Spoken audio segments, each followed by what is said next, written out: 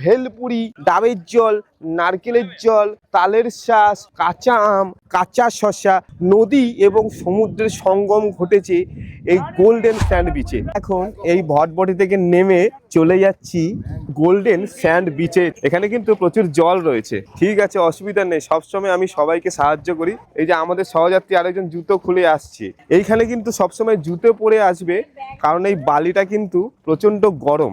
আমাদের সঙ্গে যারা এই যে জলপরীরা এসছেন, জলপরীরা একে একে নেমে গেলেন, আরেকজন আসছে জুতো খুলে, এবার জুতোটা উনি পরে নেবেন। দেখুন কি সুন্দরভাবে, আর সাবধানে নামবেন, হাতে জুতো নিয়ে, আর প্যান্টটা একটু গুটিয়ে নামতে কিন্তু ভুলবেন না। আরো একটা ভটভটি আমাদের দেখা দেখি আমাদের সুন্দরীদের পিছু নিয়ে আরেকটা চলে এসছে ভটভটি সমুদ্রের পাড়ে, কিন্তু কাকা ঠিকঠাক করে লাগাতে পারছে না, মানে এই কি বলে, এই ভটভটিটা আর কি সমুদ্রের ধারে লাগাতে পারছে না। এই পেছনে হচ্ছে নেইয়ার নদী, আর তার ঠিক অপোজিটে এটা হচ্ছে এই যে বালির পেছনে রয়েছে আরব সাগর, নীলাভ কালারের আরব সাগর। নদী এবং সমুদ্রের সঙ্গম ঘটেছে এই গোল্ডেন স্যান্ড বিচে।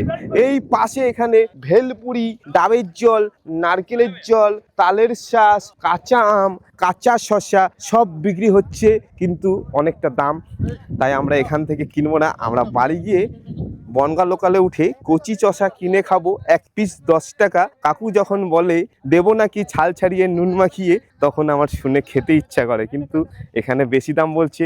আর এই পাশে একটা ঘোড়া দাঁড়িয়ে রয়েছে, টকবক টকবক ঘোড়া, ঘোড়াতে করে চড়ে তোমরা ফটো তুলতে পারবে।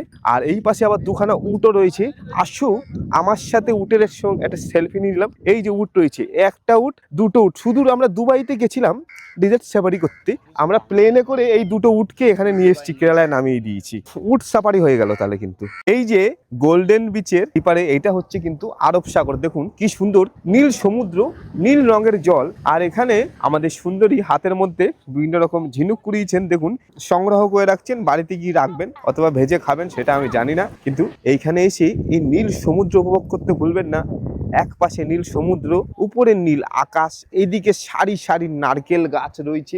এখানে আমাদের লোকাল জেঠিমারা বসে আছেন, আর এখানে আমার বিদেশি যে দিদারা এসছেন অনেক দূর থেকে, ঠিক আছে, প্লেনে করে এসছে যে বিদেশি দিদাগুলো, বিদেশি দিদারাও এখানে আছে এবং দেশি জেঠিমারাও আছে। আমাদের এখানকার এই আরব সাগর ঘোরা হয়ে গেল, আর এই পাশে নারকেল গাছগুলো তো আগেই দেখিয়ে দিয়েছি।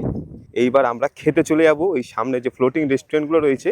আমরা এখন গাড়িতে উঠে গেলাম, এবার আমরা ফ্লোটিং হোটেলের উদ্দেশ্যে যাব, ওখানে গিয়ে আমরা আমাদের খাবার খাবো।